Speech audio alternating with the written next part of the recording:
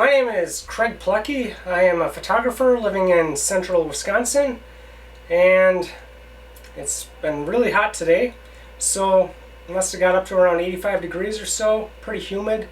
So I did what most people do when it's really hot and humid. I went and ran 9 miles, and once I got done doing that, I thought I should really make another tutorial on retouching astral photography, because the other day I was talking a little bit about camera equipment and what type of lenses I use and what camera I use for astral photography.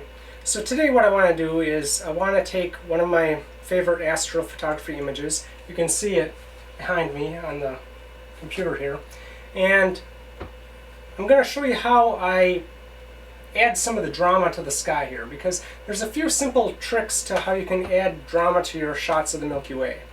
I also added a new tutorial to my website, and if you look at below the tutorial here at the bottom, there's a link to my website, www.craigplecki.com, where you can find more information on that. But let's get started now. Okay. And this is the image we're going to be retouching. Now, a couple of things I should tell you about this image before we get started too much into this. This is not a straight out of the camera image. This is actually a composite image, although the sky is actually straight out of camera. All that's been done to it is it's been stitched together. But this is a composite image. I made this image with 2 different lenses, the Rokinon 35mm f1.4 and the Canon 70-200 f4. And I've already stitched it together. I've done a little bit of processing on the water, and I've done a little bit with the building. I haven't done anything with the sky yet, though. The sky is straight out of camera. All that's been done is it's been stitched together. So I'm going to show you how to take this image and add some drama to the sky, to take it from this to this. Alright, so let's get started. First thing I want to do is I want to get the white balance on the sky here. So I'm going to take a gradient tool and just make a little gradient. If you hold the Shift key, then your gradient tool will stay straight for you, because I only want to affect the sky. And somebody taught me this trick a while ago. It's kind of a neat trick for adjusting your white balance. Then take your saturation and crank it. That'll amplify all the adjustments you make. Then you can go up here to your temperature, and you can make small adjustments up here, and it'll be a lot easier to see what you're doing. So you can manually adjust the white balance rather than relying on presets or something like that. You can go more visually.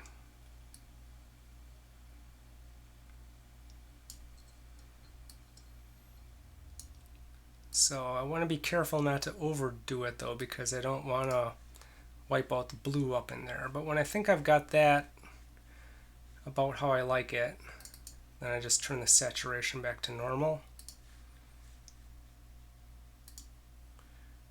And then we can go into Photoshop.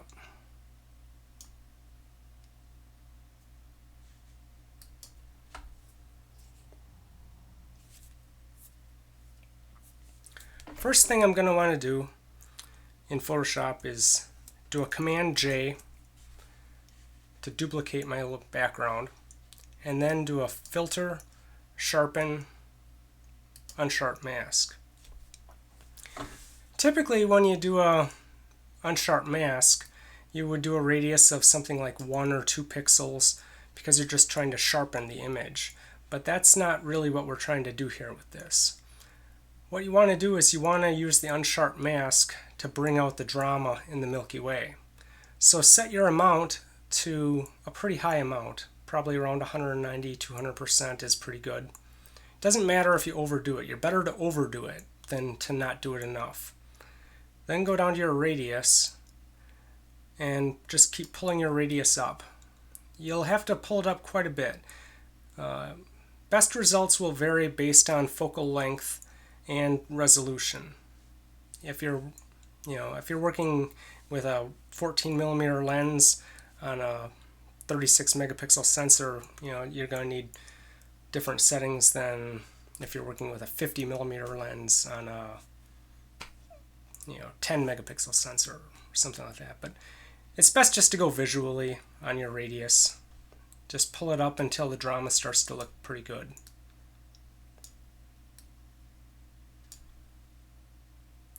I like to keep a threshold somewhere around maybe 3 or 4. So when you think you have a pretty good radius in there, and that looks good,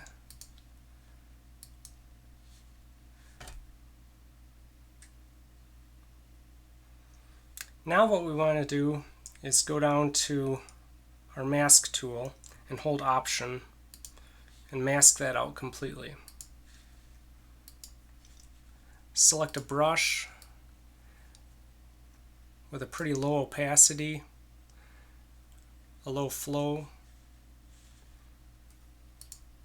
Make sure you're on your mask. Make sure your brush is feathered good.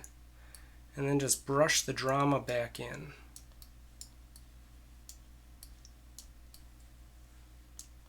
That's all you got to do.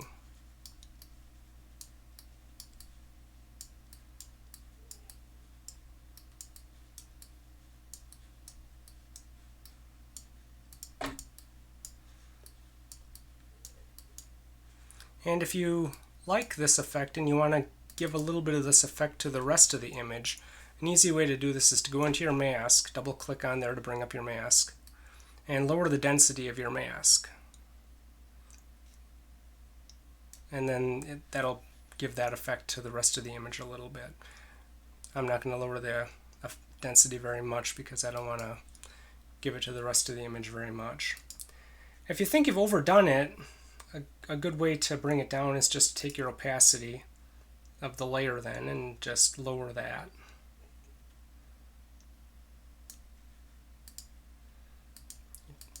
You can see how that looks. Next, what we're going to do is we're going to zoom in, and we're going to make a curves adjustment.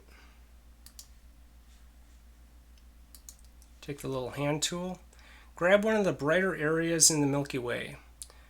Probably not the brightest area, but one of the brighter areas, maybe somewhere like around here, and just pull that up a bit. Grab one of the darker areas, pull it down, so you get kind of a nice S-curve there.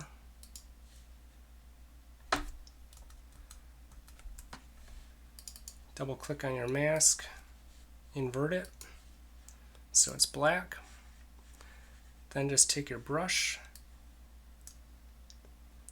and again just start brushing it in where you want it.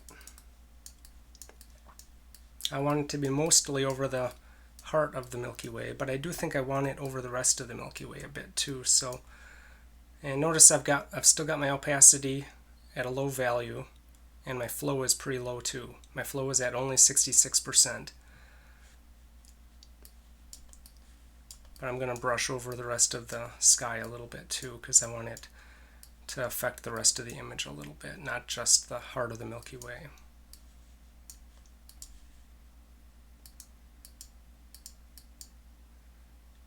Okay, and then when you are happy with that, then we can just move in. And again, if you think you've overdone it, you can just lower the opacity of the layer. I'm pretty happy with it though, so I'm just going to leave it alone. And there's one more curves adjustment I want to do, because unless you're shooting with a astral photography camera, and very few of us are because they're pretty expensive, like a Nikon D810A, that's a very good camera. It's specialized for astral photography and it's more sensitive to infrared light. Problem is they're about $3,700. So, I shoot with a Canon 6D, but it's not as sensitive for infrared light. The problem is then the colors end up being a little more washed out in the Milky Way. But there's an easy way to correct that later in post-processing. And all you gotta do is just make a curves adjustment, go into your reds, just bring your reds up a bit,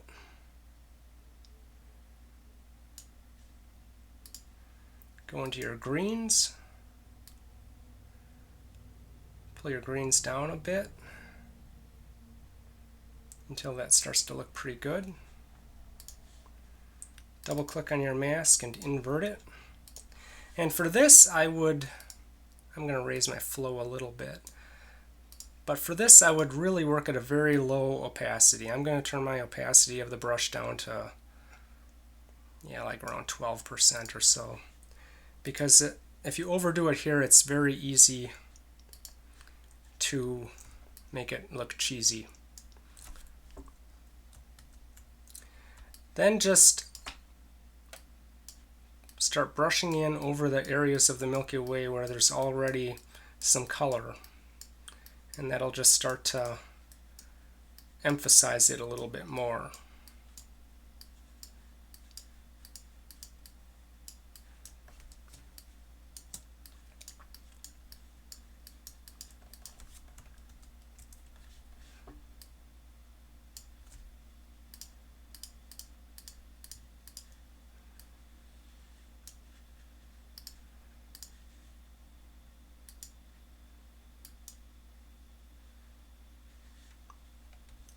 And if you overdid it in one area, you can just switch your brush to black and brush it back out there.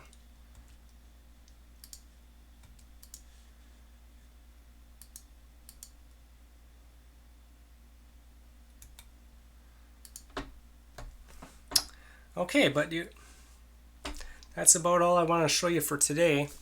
But I will be doing more tutorials on astral photography where I show a lot more tips and tricks on this type of stuff. But you can see how just with 3 real simple quick adjustments we went from this to that and brought in a lot more drama. Okay, well that does it for this week's tutorial, and I'm going to be doing a lot more video tutorials in the coming weeks. I want to make this into a regular feature, and if you check out my website, keep an eye on there. I'm going to be adding a lot more stuff on astral photography. Also, please subscribe and please like my videos. That'll help me out a lot if you could do that. And if you have any suggestions, anything you'd like to see me cover, I've been doing photography now for the past 12 years or so, and I've learned quite a few things, and I'd like to share a lot of those tricks and tips with you guys. So please keep an eye on my site, and now get out and take some pictures.